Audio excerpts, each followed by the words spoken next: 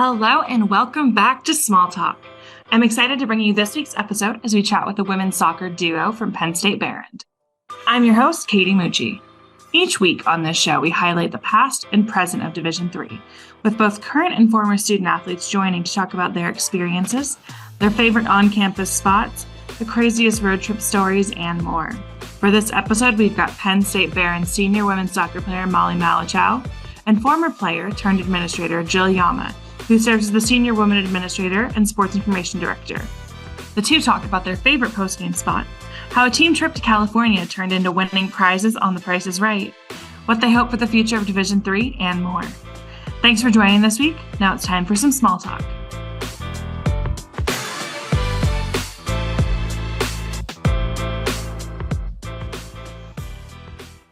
Good morning. Hi, my name is Jill Yamma. I am a former women's soccer player at Penn State Behrend, and I'm currently the Senior Women Administrator and Sports Information Director at Penn State Behrend.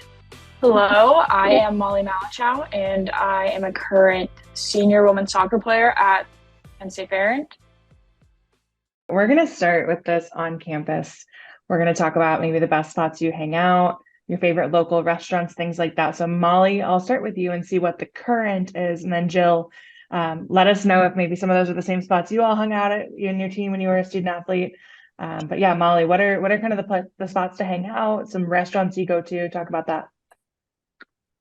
I think probably the biggest spot on campus, probably Bruno's. That's where a lot of our student athletes go to, eat lunch or catch up between classes. It's a really nice place to just study, or you can really do anything there. It's kind of like, I don't know if there's like sheets or like a type of gecko where you can just like order food, or where anyone's from, but it's kind of like that. You can just show up whenever, you can order whatever you need to eat, and you can get on your way, go to class, or you can stay there and study. That's a pretty big place where people go. Also, we just built a $28 million recreational center that's we have 3 new basketball courts, and we have 2 levels of workout equipment. So as an athlete, I enjoy being there, and so do all the other athletes on campus. I know that when Jill went here, she obviously didn't get to experience that because that wasn't built yet, but that's a very, very big place for our athletes and non-athletes on campus. Yeah, so it's funny. The first thing on my list was also Bruno's, because if you're not at the soccer field playing with each other and not going to class, the first thing we wanted to do was eat after practice. And so it would be there, or we also have a 6-mile long canyon called the Wintergreen Gorge. So if we also weren't conditioning there, you could also go there to hang out. And then we were, as teammates, we try to get suites and live together. So we kind of just hung out all the time in our suites or in the dorms or in the apartments if we weren't together at practice. Yeah, I know during preseason, our coach likes to have us do a team hike together through the Wintergreen Gorge. So that's a fun way to catch up with everyone after everyone moves back on campus, and also meet the new freshmen. Awesome. Now thinking about off campus, so travel, how that went. We'll start with you this time, Jill.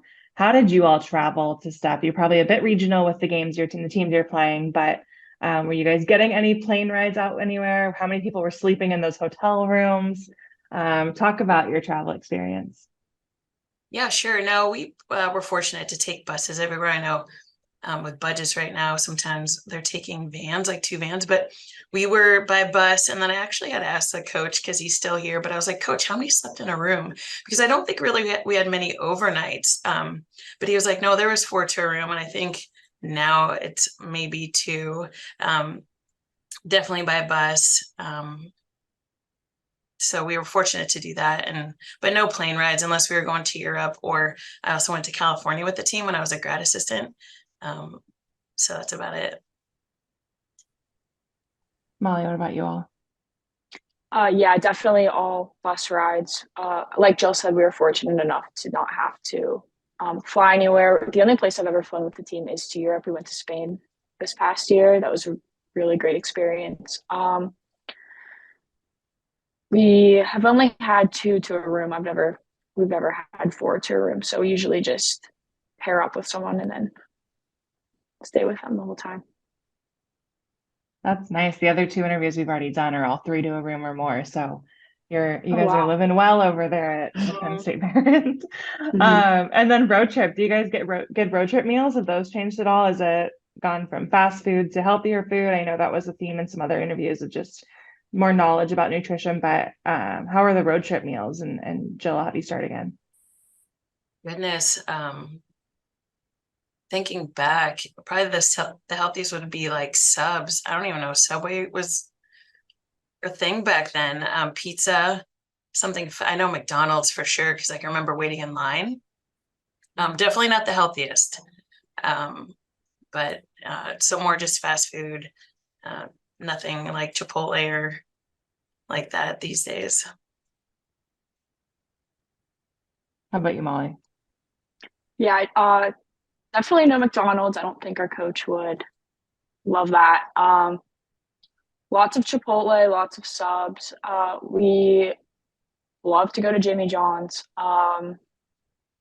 Pizza as well. Yeah. One thing we haven't talked about yet is academics. So what is your major, Molly, and what was your major, Jill? And then if they are the same or they're similar, do you guys have any overlaps? Are there any professors that are around for both of you, things like that? So Molly, start out with you. I am a history major and I'd love to be a teacher and coach someday. It was called Business, Liberal Arts and Science. So it was called BLASC, and they don't have it anymore. I think I've asked around, like, is there still a BLASC major? She could just like dabble in a bunch of things. So like MIS, Spanish, and psychology were the 3 blocks in that. And I've looked too. I'm pretty sure there's still some professors that we share. Dr. Nixon was one of my favorites. I'm pretty sure she's still here if Molly, you take any psychology courses. But she taught this class, Psych of Women, and it was just fascinating. And I remember that class 100% and how much I loved it. Like, she left an impact on me for sure. And then probably made me think, why am I not doing psychology as a major? But so I just had a bit of everything in my major, really. Yes, I do know Dr. Nixon. I've never had her personally for a class, but she's very present on campus and she's a great person, great professor. I've heard nothing but great things about her. Hopefully I get to take a class with her during my last year. We'll see. Yeah, I think my favorite professor is probably Dr. Beeline. He is the head of the department and I've had him for multiple classes and he's a great professor, great guy. I think that all of our professors at Penn State Behrend are so great with balancing academics as well as athletics. There's so many, like, the athletic presence at Penn State Behrend is very large and they're so accommodating and they work with you as well as they can. And it's been a great experience so far. There's rarely any issues. Now we're going to talk about some fun stories. So Molly, sticking with you, can you tell us your funniest or craziest but appropriate story during your time with the team? I think the craziest memory, we had a game last year. We were playing at Allegheny College and it was during the week and it was an evening game. So once the game was over, it was probably like 9 p.m. and we were all chatting with our parents after the game, and then we were making our way to the bus and the bus just did not start and we had no way to get back to campus. And so all of our parents had to work together to carpool all of us back to campus, and then we all met up back at our rec center, and it was pretty hectic and crazy trying to find our way back home, but we did. So that's good. I'm glad you made it home. Crazy. How about you, Jill? Oh man, there's a bunch of favorite memories. I have a couple written down. Like, we would do some silly chants before the game. Like, we had a crazy pregame ritual thing going on in this classroom in the old Erie Hall that is now rebuilt for Molly. But and then our AD shoveled snow off our field so we could play a postseason game. So if you know anything about Erie weather, it's pretty common. And then we had this one player who wore glasses, but then she would take them off to play. And we had this 6 a.m. practice one morning, and she was like, "Hey, what's that other team doing out there?" And it ended up being deer because she couldn't see it. And we just thought it was the funniest thing that she made that comment, like, "Who's that other team?" And it ended up being just deer out in this field. So just little things like that strike me when I'm thinking about favorite memories and funny things that happened. That's concerning, but I'm glad that she had glasses for the rest of the time. And I didn't wear them to play. Yeah, I know. They didn't have the goggles back then, I guess. Right. Molly, how about you? So you said your funniest or craziest one, but what about your favorite memory? My favorite memory. So, like I said earlier in the interview, we traveled to Spain this past spring, and our plan was to drive up 2 hours north to Toronto, fly from there to Dublin, and then from Dublin to Barcelona. And we got to the Toronto airport, and our coach was like, "Hey, like everyone come here. Like we have a change of plans. Something happened with the flight. I'm not sure. It got changed or canceled or something. So we had to go on a different flight, which messed everything up. We then missed our flight from Dublin to Barcelona. So we actually got an extra day all in Dublin. So we got to take like a bus tour and go through the city and just like roam around. And we were not supposed to do that at all, but somehow we got an extra day there. So it was so fun. And I know that I'll remember that forever. And it was one of my favorite days ever.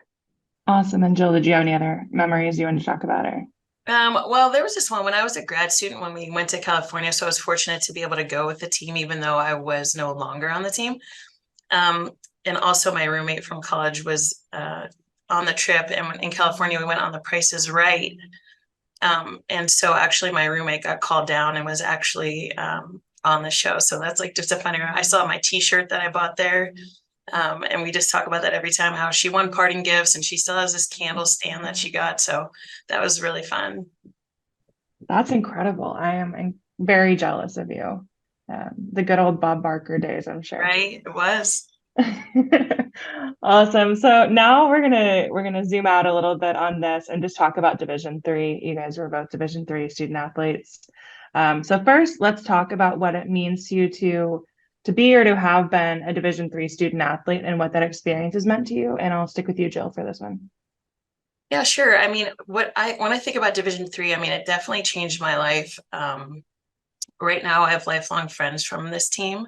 It's also nice that I'm back at the place that I started. So as an alum and to be working here and then to be able to see Molly play and get to meet her and all the other, alums that will turn alums, but the former or current players, I think it provided great academics and the whole student athlete opportunity. I feel like I came out of my shell when I came to college. So that was good. And I take pride too. So being an alum and working here, I have a lot of pride in what I do. So for me, not everyone's fortunate to come back to the place they started. But the athletic director that was here is still the same one. So, now he's my boss. And so it's just that experience for me has, definitely changed my life. It's impacted my career path and where I am. Yeah. Growing up, I played for a pretty competitive club where there were girls that were going D3, D2, D1. So I kind of got to see the spectrum of how all of their lives are currently going now, and everyone's doing so fantastic. But it's definitely a great decision for myself to have picked a D3 school, just because you get to be involved in so many different things on campus and off campus, and you get to just have time to have been able to do so if you went, a different route. Like Jill said, the alum are so close. They're like a family, and every year we get to do an alumni game, and they all come back for a weekend and we get to play them. And it's just so crazy to see like the different generations of people who've played here before me, and everyone is still so close and they talk to each other like they still live, in the dorms together. So it's crazy to see people come back like with their kids and their husbands, and then we all get to like go to dinner and meet up. So it's a really great experience. And I think especially women's sports are growing so much, and I think D3 is just a great atmosphere and a great place to go. That's awesome. And maybe Molly, I know you are on national SAAC as well.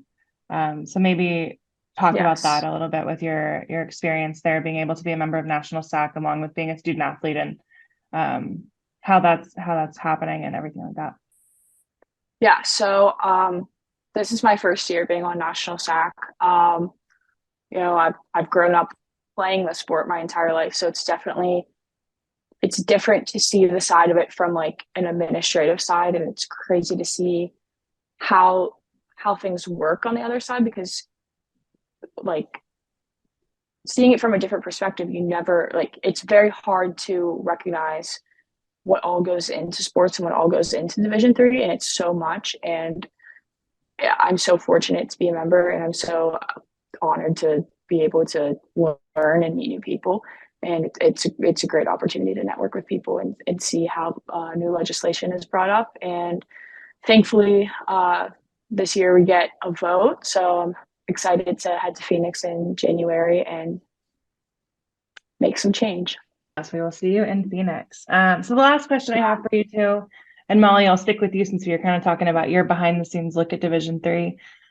This is the 50th year. So this podcast is part of our 50th anniversary celebration. And there are many more years to come for Division III. So what do you see for the future of this division? And that's a pretty broad question, but maybe what do you see or what do you hope to see for the future of Division III? For the future, I definitely just want to see the culture and the environment honestly stay the same. I think it's a great thing for people in college athletics. I think that it's a great environment, and being a part of it myself, this is my 4th year. I could not have made a better decision, and I know for a fact that I'm going to have lifelong friends and experiences that are going to stay with me for the rest of my life. And I've met some of the best people, and I hope that the future just continues with that and builds upon that and makes it the best that it can possibly be for all of the student athletes. Great. And Jill, how about you? We'll have you close us out. Yeah, for the future, I really hope that Division III continues to grow.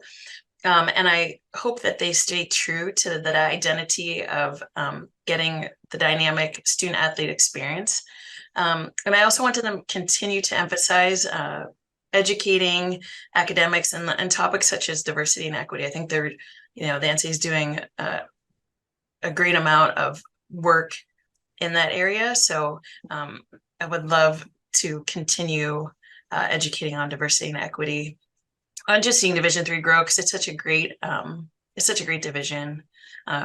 Clearly I'm here, and I've been here for, even not at Behrend, I went to Gettysburg or Sinus, Franklin and Marshall and Allegheny, and I just stuck at Division III. I had no interest in any other divisions because it's just where my heart is. So it's my passion, but I think there's a bright future for sure for Division III.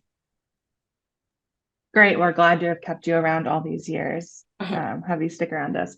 Well, thank you to both for hopping on here and joining us this week. I had a great time hearing some of your stories and wish you nothing but the best this year. Obviously, you guys are very close to the beginning of the season starting. So thank you so much for joining us this week. Thank you so much for having us. To everyone listening, thanks for tuning into this episode of Small Talk. We'll be posting new episodes every Thursday. To follow along with everything Division III, you can find us on social media at NCAA-D3 or NCAA-DIII. Do you have any thoughts or questions for our next guest? Make sure to join the conversation with us by using the hashtag DIII50. Have a great day, and we'll see you for some more Small Talk next week.